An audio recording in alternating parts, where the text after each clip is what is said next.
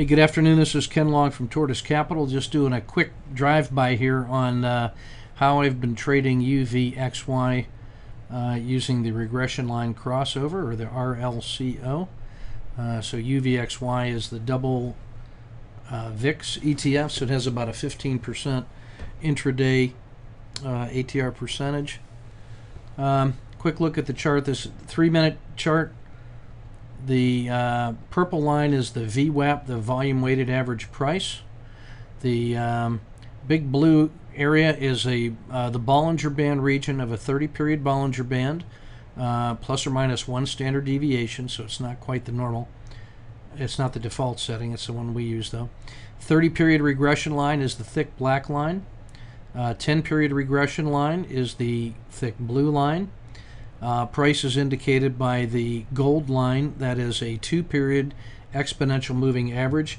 It's a very close proxy for price, and so I use that instead of candles in order to streamline my view on the market. So what I've been trading all day today is regression line crossovers, and I call this RLCO by the numbers. On the most recent trade, I want you to notice is that we have a regression line crossover outside of the river. The river is the blue Bollinger Band region.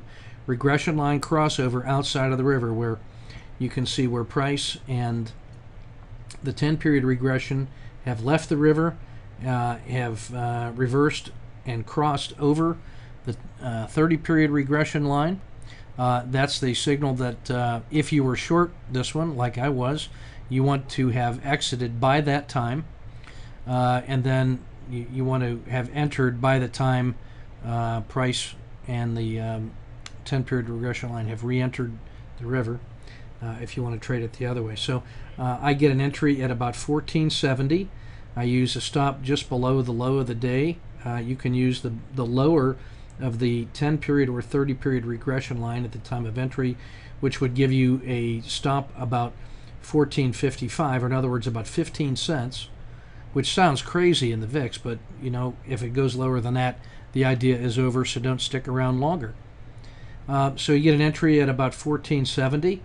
The target on these, the initial target is the Bollinger Band mean, so a reversion to the mean trade after a reversal at an extreme distance. That's a regression line crossover outside of the river, because it's more than 1 standard deviation away from the mean, makes this by definition an extreme condition for a reversal. So we play a reversion to the mean as the initial target. What we had here was price hesitated a little bit, but then just kept right on going through, so that's really the first price target. Even if you exit here at 1490, that's an R. The next indication we look for success is price leaving the river. That's a very good sign. And then right after that, you see the 30-period regression line has entered the river, crossed the Bollinger Band mean, and then left the river. That's those are powerful signals as well. And you can actually even start thinking about using the 30-period regression line as your trailing stop here. So by the numbers, the profit targets for this trade are the Bollinger Band mean, the mean plus 1 standard deviation, and in this case what I was looking at was a reversion to the VWAP, or at least a retest of the previous swing high, which is right around 1433-ish. So I get the entry at 1470, 15-cent initial risk. I get profit targets are hit 1, 2, and 3, and so now I'm stalking the exit hard here at 1530, 1534-ish. Now, if it gets through here, the next stop is going to be probably up here around 1580. It can overshoot and not just get back to the VWAP, but I really want to make sure that I lock in a move from 1470 to 1530, since that's about 4R on the initial risk of 15 cents. So that's really a good move. I'm ready to cash in any one of those locations, but those are the 3 stair steps. If it gets through this VWAP and keeps going, then we have potentially a real runaway kind of a move. You see the kind of runaway move in the other direction here, where it went from 1620 to 1480, so that's $1.40.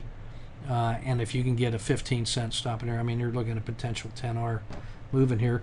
And so really I'm just riding these little oscillations and paying attention to what happens at key decision points for price, such as at the mean, when it leaves the river, when it gets to a previous swing high, just pure support and resistance, and then using this 30-period regression line as a very important guide, and then with price in the 10-period looking like the fast-moving part of the herd, and the black line is the slow-moving part of the herd with respect to the river.